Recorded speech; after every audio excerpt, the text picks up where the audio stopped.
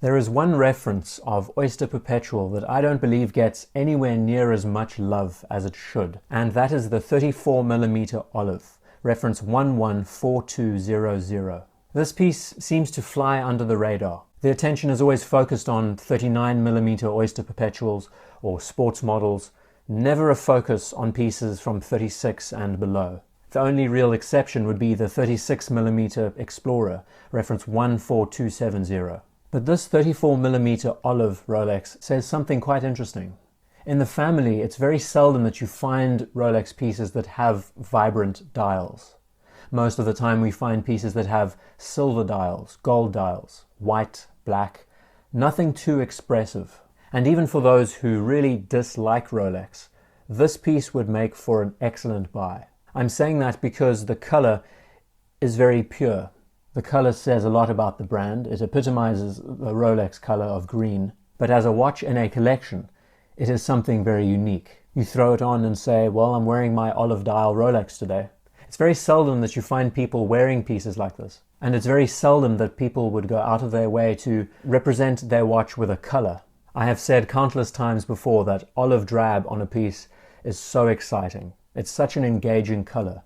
It works so well with many outfits, color choices. As an everyday wearing color, it's extremely effective, no matter what skin tone you have, no matter what your attire is, whether it's a suit, whether it's a t-shirt and jeans, whether it's board shorts. And I think the reason why this watch hasn't been discussed enough or looked at more is because it has that stigma of being too small. 34mm is a no-go zone. 36 is pushing it for most watch enthusiasts. So when there's a mention of 34mm, it's just like, stay away from that as much as possible. But the 34mm size offers something different. It doesn't have a flat bezel, it actually has a domed bezel. The case size and shape is very differently proportioned. And actually, you would be surprised just how well the watch fits on a normal wrist, because the case itself is very squared off. It doesn't have much of a taper to it. And then we move our attention to the dial. It's not just a flat olive drab, it's radially brushed.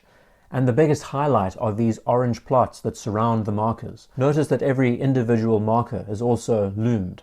That's quite important. You will find that other models in the Oyster Perpetual family don't offer so much. And what draws me to the watch?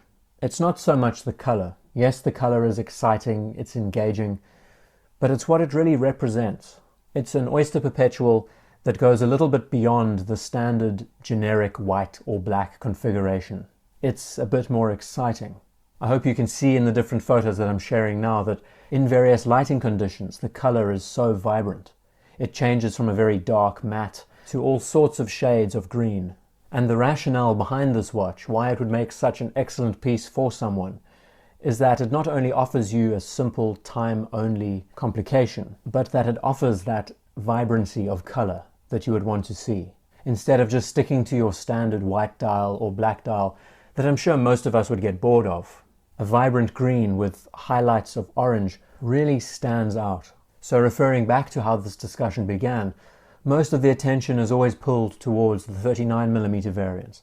The 36mm variants at times, they also offer a very diverse range of color schemes. But the 34mm references, especially the one with the olive dial, is quite a sweet spot, in my humble opinion. Sure, it won't work for someone who has larger than average wrists, but for most of us, it not only makes for an effective everyday wearing Rolex, but also an exciting addition to any collection, and one that I think should really be taken more seriously.